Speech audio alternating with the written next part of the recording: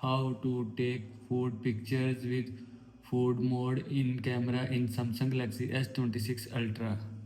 First of all, open camera, click on more.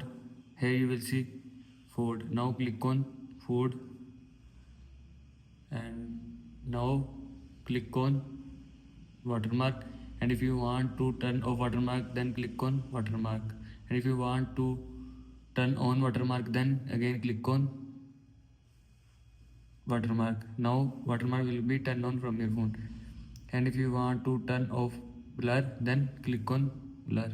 Now blur effect will be turned off from your phone. And if you want to turn on blur effect, then click on again blur effect.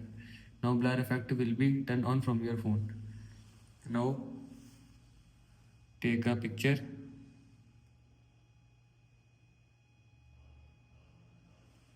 Now open picture. Here you will see take food picture with food mode in camera from your phone. This is how you can take food picture with food mode in camera in Samsung Galaxy S26 Ultra. I hope you like this video, and thanks for watching this video.